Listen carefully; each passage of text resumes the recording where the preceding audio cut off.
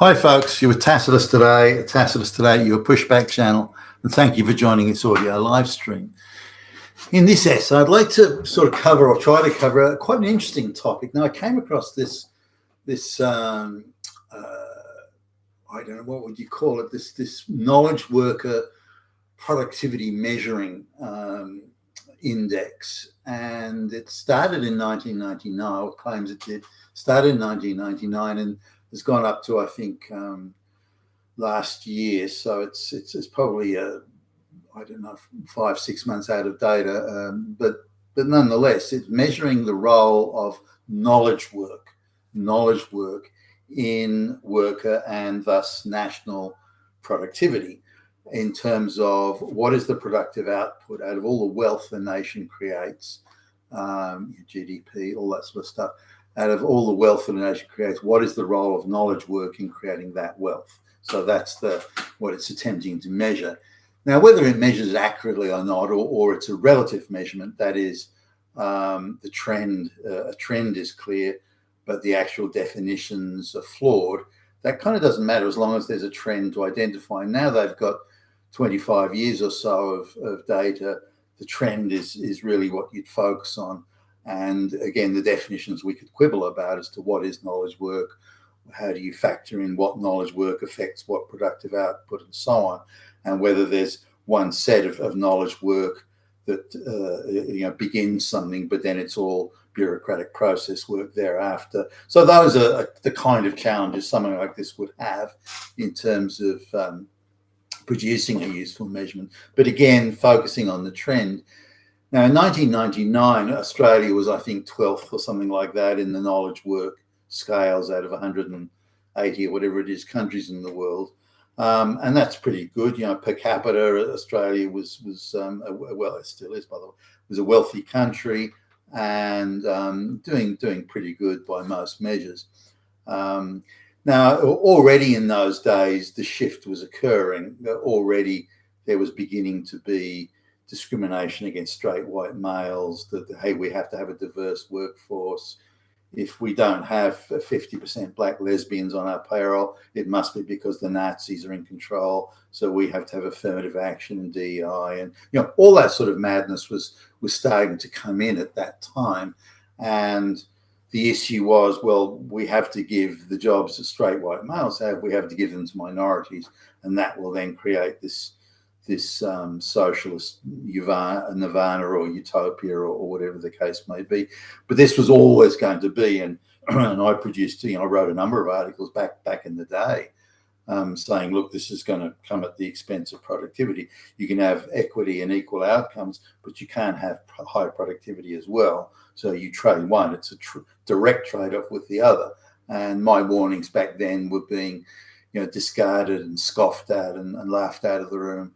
Don't know what you're talking about, Billy Bob, you damn fucking Hitler, and so on. Even back then, that sort of stuff was going on. So the trend, I think, was already in place at the time. Now, there were a few things that affected productivity and the role of knowledge work in productivity. And I want to cover those as best I can. I'll do a quick pass on them because I don't get bogged down in the weeds here. But one of them was low interest rates, unusually low interest rates by historical terms. I mean, if you go back even to the 1950s, you don't see interest rates anywhere near as low as you started to see them coming into that era around 2000 and so on, and on from there. And even to the present day, the interest rates are historically very low. Now, this changed the nature of investment patterns. These very low interest rates meant that people were looking for asset appreciation rather than productive work, as in productive output of work.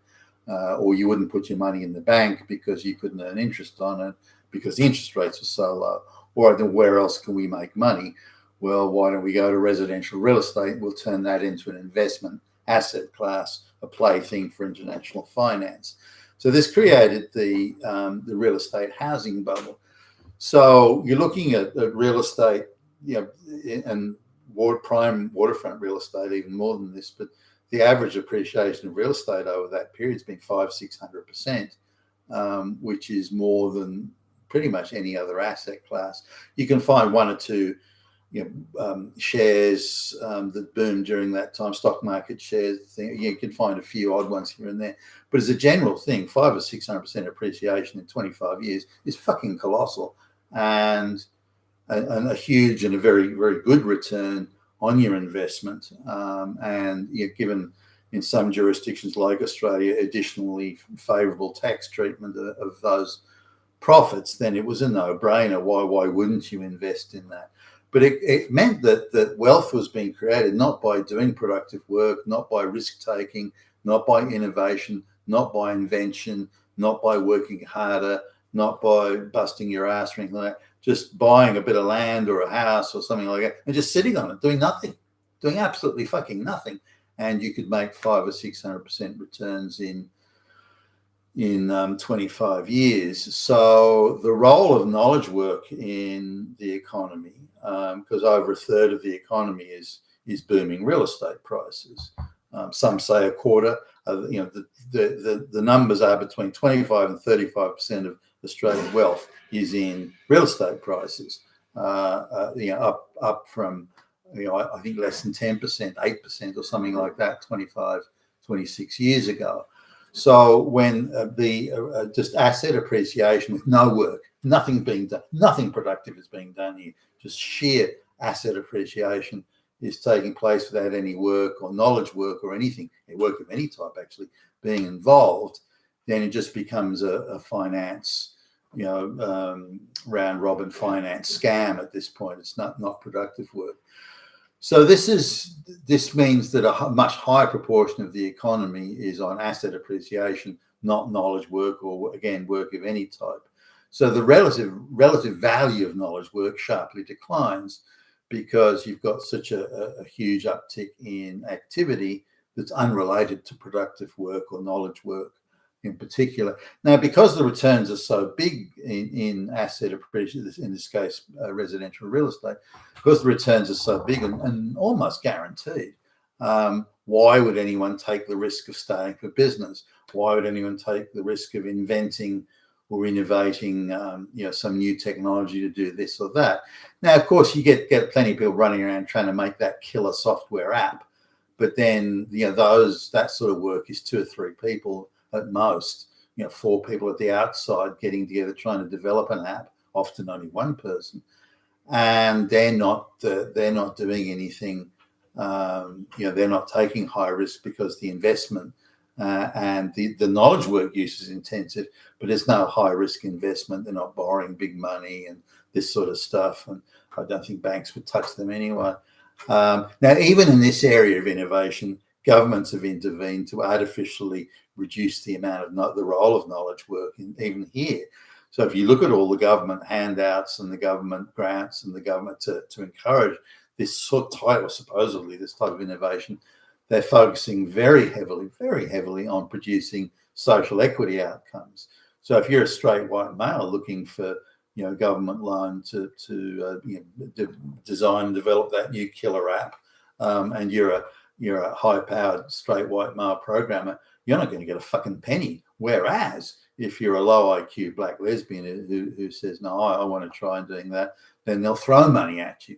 So again, the role of knowledge work, a very low knowledge, zero negative knowledge worker, is being given all the help. The black lesbian, low IQ black, is given all the help the government using taxpayer money.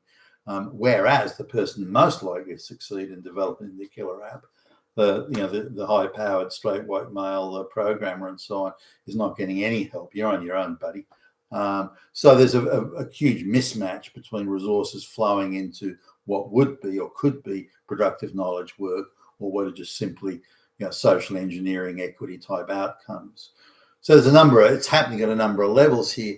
But the next level is DEI and affirmative action hiring across the big companies, and of course crony capitalism. Contracts are being awarded based on crony capitalist connections, not on merit, not on the best price, not on the best product or the best service. Far from it, in fact. Cronyism is taking a far bigger role in awarding and the gaining of government contracts than certainly has ever occurred in my lifetime. And this in turn is is low productivity work.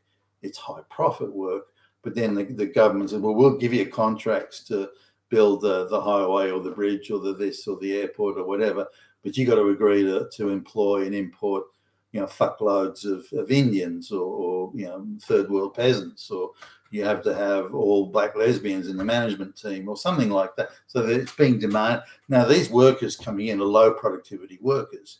They're coming from very corrupt, lazy, useless, parasitic type societies, and they're being brought in en masse to the West, what was hitherto a high productivity workplace, and they're being given, gifted these daycare bullshit jobs. And of course, that's very low productivity.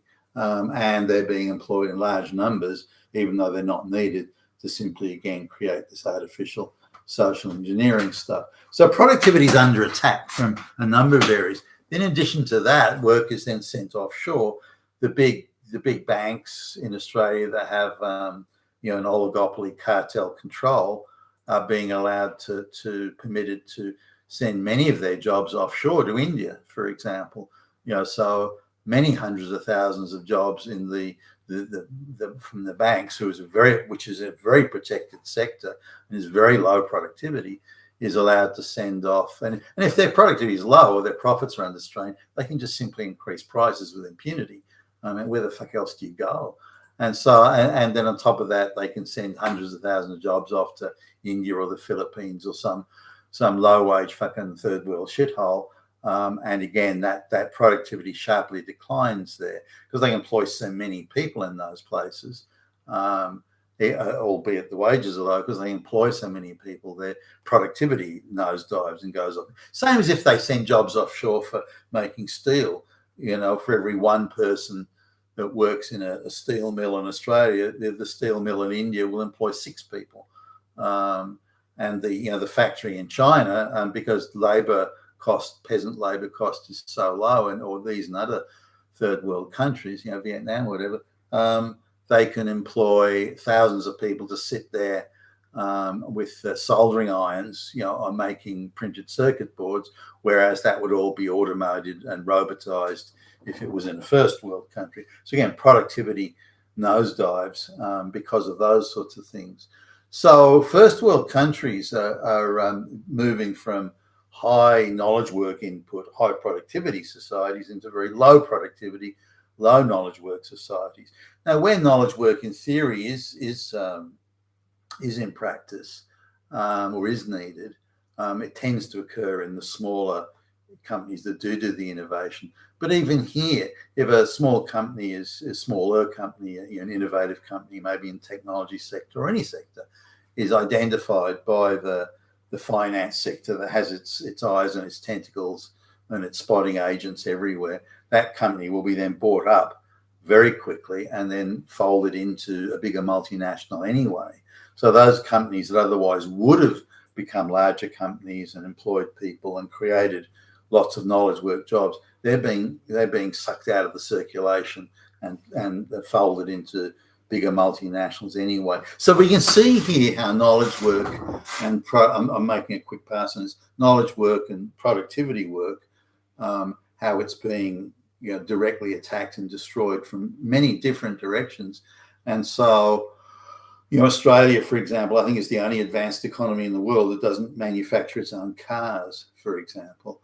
And that's crazy. And if we look at how Australia did once manufacture cars, it doesn't anymore, but it used to. And even assembly work in Australia is now quite minimal. The fully finished cars in most instances are being brought straight into Australia from Korea or I don't know, Japan or China or wherever. And there seems to be no stomach or will by the government to manufacture cars in Australia. And countries of comparable population size and GDP and so on are all making cars, but Australia isn't, and that seems to me crazy. But there isn't the will to do it. Now, the application of knowledge work would be quite intensive there in making cars.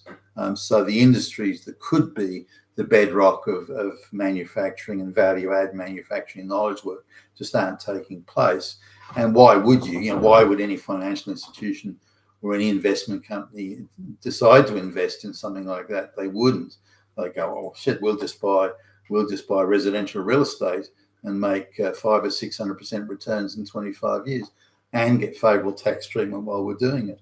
So these are the issues that fell. And I was intrigued when I saw this index that Australia had fallen from, being very close to being in the top 10 to barely hanging on to the top 100. That's how far Australia has fallen in 25 fucking years.